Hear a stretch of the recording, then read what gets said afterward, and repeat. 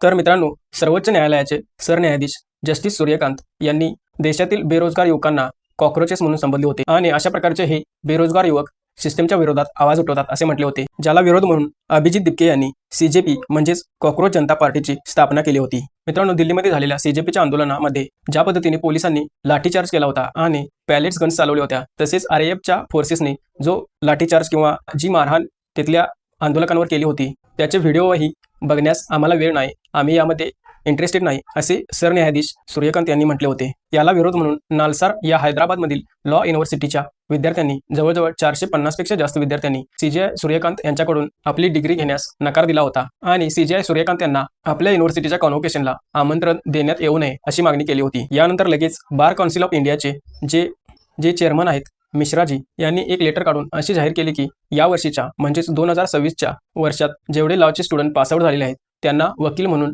काम करता येणार नाही, त्यांचे वकील म्हणून रजिस्ट्रेशन होणार नाही। मित्रांनो, याला विरोध म्हणून कॉक्रोच जनता पार्टीच्या अभिजित दिपके यांनी त्याच सेम स्टाईलमध्ये ट्विट केले होते, ज्या स्टाईलमध्ये त्यांनी सीजेपीची स्थापना करताना ट्विट केले होते। त्यांनी आपल्या ट्विटमध्ये असे म्हटले होते की सगळे कायदे मंडळी एकत्र आले तर काय। मित्रांनो, अभिजित दिपकेच्या या ट्विटनंतर कॉक्रोच जनता पार्टीसह संपूर्ण देशातील लोकांनी या विरोधात या बार काउन्सिल ऑफ इंडियाच्या निर्णयाविरोधात आवाज उठवायला सुरुवात केली आणि त्यांचा हा निर्णय जर मागे घेतला नाही तर आम्ही सगळे कायदे मंडळी किंवा जे पण लॉचे स्टुडंट वकील किंवा सरन्यायाधीश आहेत, जे रिटायर असतील किंवा सध्या काम करणार असतील, ते सर्वजण मिळून बार काउन्सिल ऑफ इंडियाच्या ऑफिस म्हणजेच कार्यालयासमोर आंदोलन करतील असा इशारा दिला। मित्रांनो, त्यांनी हा इशारा देताच काही तासांच्या आतच बार काउन्सिल ऑफ इंडियाने हा निर्णय त्यांचा मागे घेतला आणि कोणत्याही लॉच्या स्टुडंटची डिग्री किंवा त्यांचे वकील म्हणून जे रजिस्ट्रेशन आहे ते थांबवण्यात येणार नाही असे सांगितले। सीजेपीने बार काउन्सिल ऑफ इंडियाचे हे जे मिश्राजी आहेत त्यांचीही अकाउंटेबिलिटी मागितली आणि हे 12 वर्षे झाले या पदावर कसे आहेत अशी विचारणा केली।